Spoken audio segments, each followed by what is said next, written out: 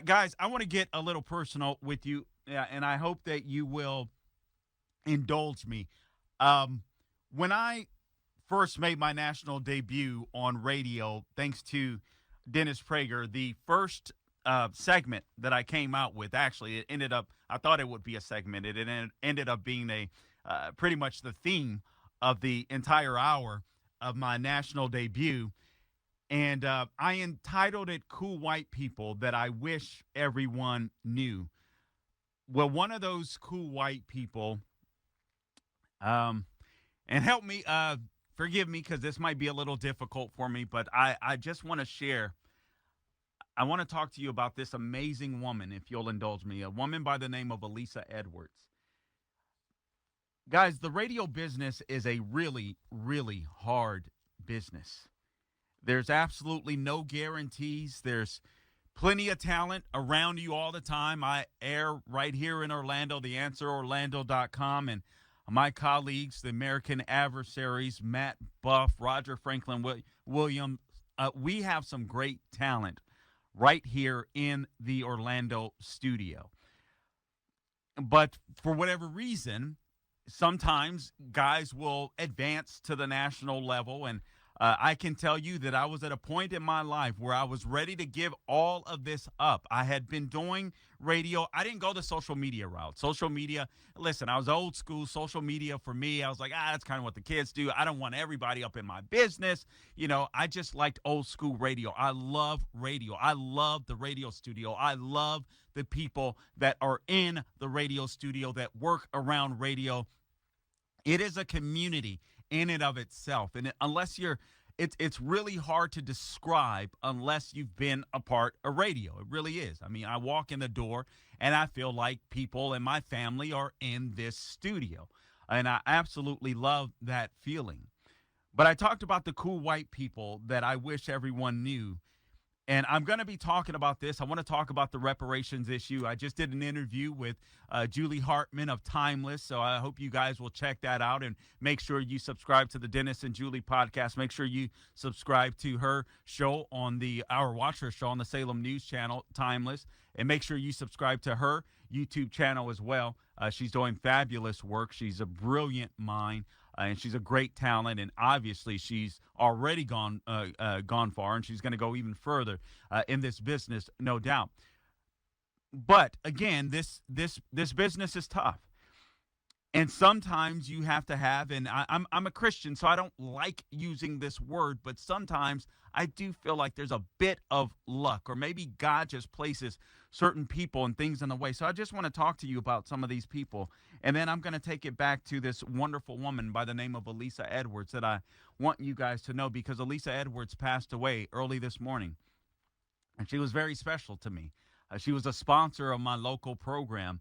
And at a point in time where I was ready to walk away from this and give it up entirely, she stood by my side. You may not understand this, but when it comes to radio, I was what was called a brokered host. That means you pay for your time on air.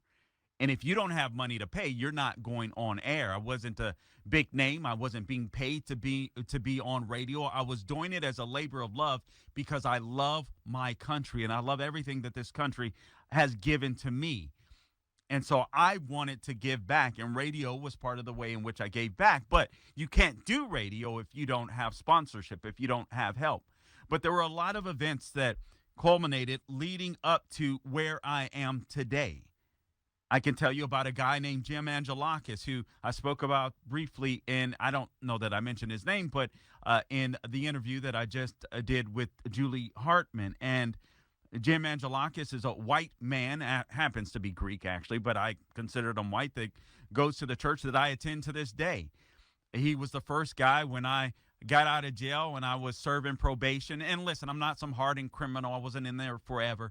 But I got out and I had to do probation, and I went to this church, and this was the first guy that loved on me and hugged on me, told me that he loved me, just broke me down, made me cry. The pastor there at the time, he just recently stepped down as the senior pastor, Pastor Carl Stevens. Now we have a pastor that has stepped up, that has been there for a while, and is fabulous, Pastor Johnny Wilson. But it was Pastor Carl Stevens of what's considered a mega church, who, when I met with him at a dark point in my life, after I had done the community service and told him some of the things that were happening in my life, this was a guy that called me. He doesn't even remember. He's so humble. He called me out of the blue, just to check on me one evening and to see how I was doing. And I'm like, this guy has a church where thousands of people attend, this white guy, and here he is calling me because he said he was thinking about me. And I was, God just impressed me upon his heart. I have my friend Mark Ortiz and his mother Marty that came into my life after my mom died. I was young, and we were living in not the greatest neighborhood, and they would take me to Riverside, actually Corona, to spend the weekend with them. And it just allowed me to see a different point of view. Now, granted, Mark Ortiz, he's actually Mexican, all right, but he lived in a predominantly white neighborhood, and it just allowed me to see things that I didn't do.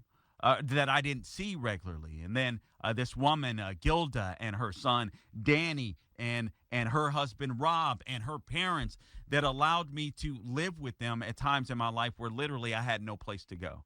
There was a short period of time where I slept in my car. I didn't have a place to go. And these people took me in. The American Adversaries, when I walked into this studio here, and I just said, I was so sick of the lies from Barack Obama. And I said, you know what? I want to be on radio. I want to fight back against this guy. I think this guy is hurting the black community. I don't think he's helping the black community. I wanted my own show. I had written a book, but I had gotten turned down, and I was so discouraged, but I wanted to do something. And so I came into the studio wanting a show, not realizing how things worked with brokered radio. The American Adversaries took me in. Christopher Hart, Johnny Guns, Nostradamus, Lair Adams.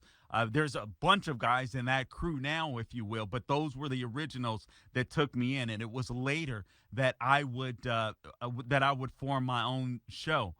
And then there was a lady by the name of Neva Kelleher, or is. She's an attorney locally that fought for me. I fought for custody of my daughter, and she fought for me. She's a very high-class, expensive attorney. I was a ghetto, fabulous black kid that didn't have or barely had a dime to my name, and this white woman believed in me after I spoke with her and communicated to her why I wanted to be a dad. And this lady, who is a high-class attorney that would never take payments, agreed for the first time to take payments because she believed in me and she thought that I would be a good father. And then there's Dennis Prager, who I interviewed on my program, and I love the man dearly. And just as I'm getting ready to give up, you guys, you don't understand how close I was. I had spoke to my producer, and I told him I think this is my last week or two in radio. I interviewed Dennis Prager. Dennis Prager says, man, you're good. You want to sit in for me? It was amazing. It was amazing that he would recognize my talent, and not only recognize my talent, but say, you're good enough to be at a national level. Do you want to sit in for me? And then there's Phil Boyce, obviously, with Salem, that gave me a shot and allowed me to fill in for Dennis. But none of this would be possible were it not for people like Elisa Edwards, Aubrey Kahn, Joe Burt, Jimmy Spinelli, sponsors in the past. Some have gone that supported me, but Elisa Edwards and Aubrey Kahn both had been with me for the longest. Elisa Edwards just went home to be with the Lord, but this is the woman that pulled me aside when at one point in time I was like, Elisa, I'm thinking maybe real estate, because she was very successful in real estate. She took me aside at church and said, no, that is not your calling. Your calling is radio. She prayed for me. You're going to go national. Not only did she pray for me, but she and her husband, Tom Edwards, wrote a check to make sure that I could stay on air. And the only reason I got that interview or got to stick around long enough for that interview was because of people like Elisa Edwards. Cool people. I wish you know. I love you, Elisa Edwards. God bless you. I just want to wrap up these cool white people. I've been forced to talk about a couple of other people before. No, I'm just kidding. But here's the here's the argument that I'd like to make before I go on. I want to talk about something this actor comedian Faizan Love said that I think is so true, and I'm going to give you some examples to prove his point, to make his point. Although I disagree with where he went, but he made a valid point, and I want to make sure that I recognize that. But I'm sharing all of this so that during this Christmas season, we take time to thank people that we love, friends, family, just to be around them, to share the hope and the love of Jesus Christ. There's no systemic racism in the United States of America except for the Democrat Party that perpetuates racism simply because they need a victim class. Whether it's blacks, I mean, that's the issue with the trans issue as well. They need these boxes of people that they can use in order to advance their agenda. They want to keep people mad regardless of whether they're black or Latino or gay. That is the Democrats' modus operandi. Keep you mad so that they can basically keep you so frustrated that all you can think about is hating Republicans and voting for them. They want to be your champions for causes that really don't exist. Fake racism typically is what we experience. But I want you to understand there isn't systemic racism. If you are good to people and people are good to you, let them know that. There's more cool white people. And I just want to share with you more people in the radio industry. Like I said, the radio industry is like family. And again, and I don't know that I thank the Officer Tatum, but Officer Tatum, Brandon, thank you so much for allowing me to sit behind your microphone. I want to make sure that I share that. But two guys that you guys don't know but are in my ear. Well, one is in my ear all the doggone time when I'm sitting here in for the Officer Tatum or Larry Elder. But Sean McConnell and the Forgotten Man, two special people to me. I can tell you guys that when I got the call from Phil Boyce that I would be sitting in for Larry Elder at the time, it was an opportunity of a lifetime, but it could be daunting. I had my style, and these were men that were used to working with one of the greatest on radio, and that is Larry Elder. And here, I come in, and yes, I have the looks and all that kind of stuff, but that radio goes beyond looks, obviously. Obviously, I'm being facetious. All right, but so these guys were like, listen, we're going to succeed. It's as simple as that. We're going to succeed. And with their help, I did.